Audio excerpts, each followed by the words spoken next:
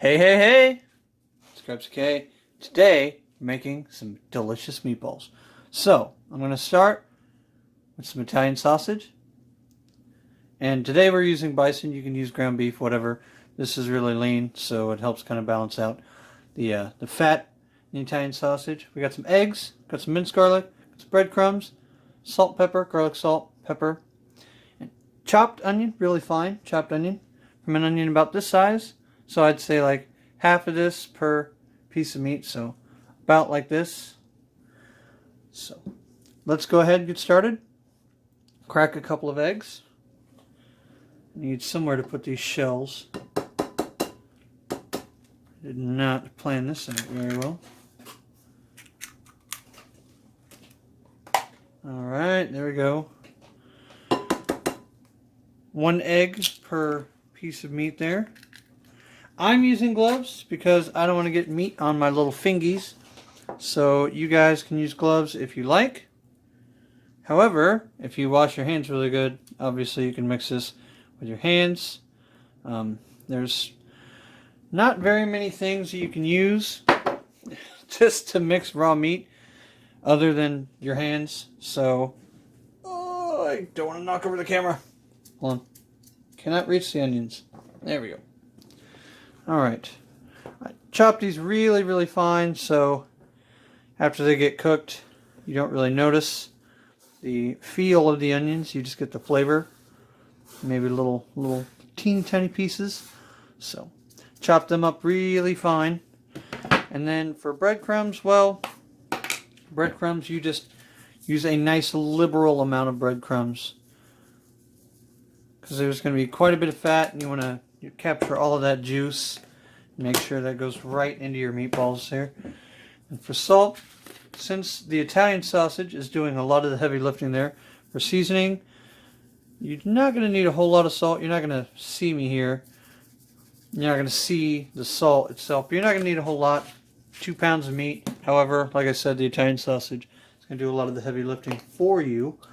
And then the pepper, which you can use as much pepper as you like. Same thing with things like garlic.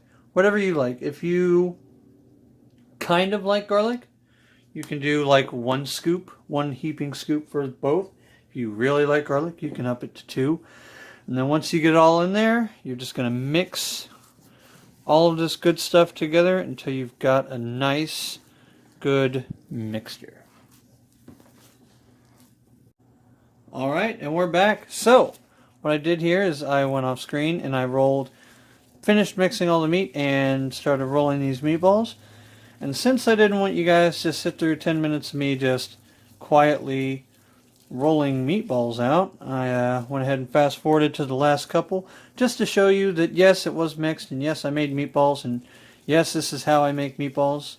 At least then you can get some kind of idea if you've never made a meatball before in your life. I doubt this, but you know what?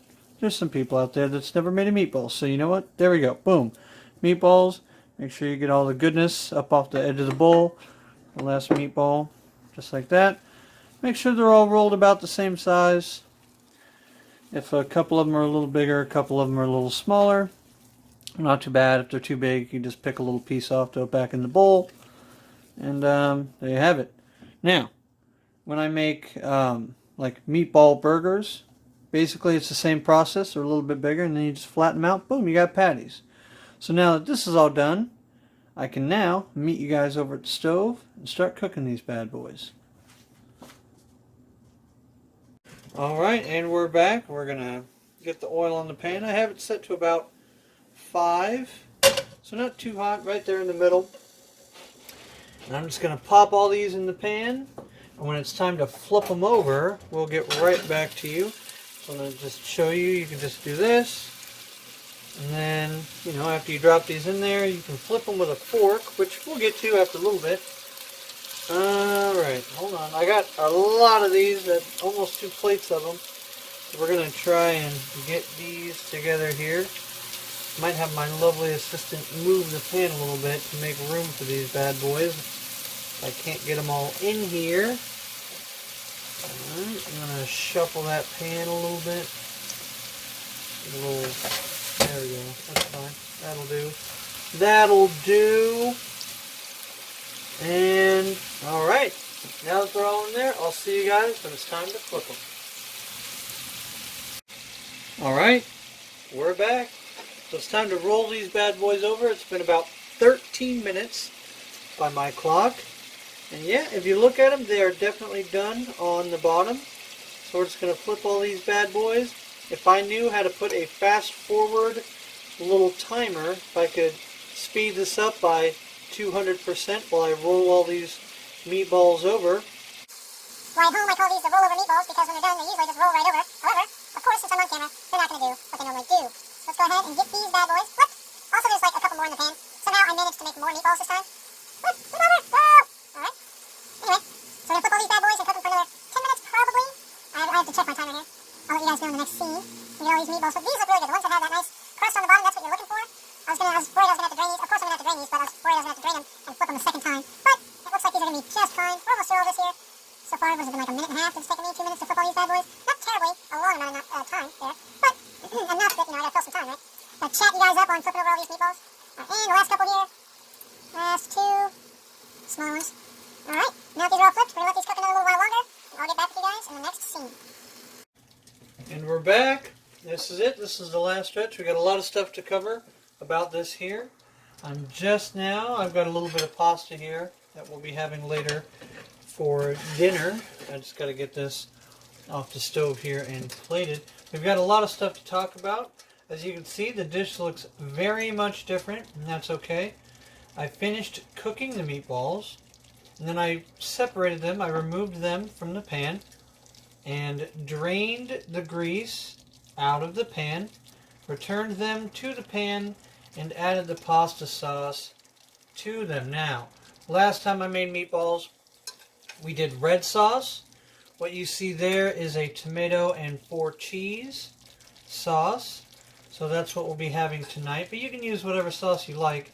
I add them to the meatballs to finish them in the sauce. That way, when it's time to serve them, you can serve your sauce and meatballs all together in one little go.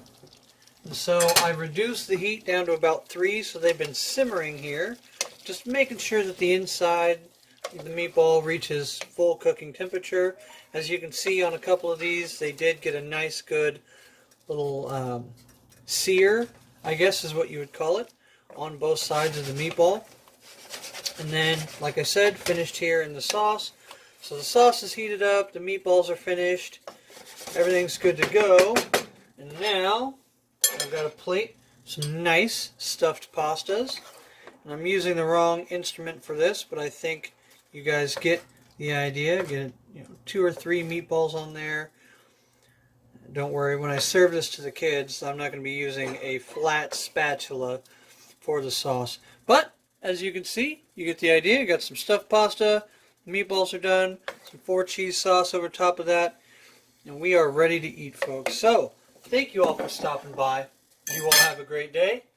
This was KrepsyK, and I'm getting out of here.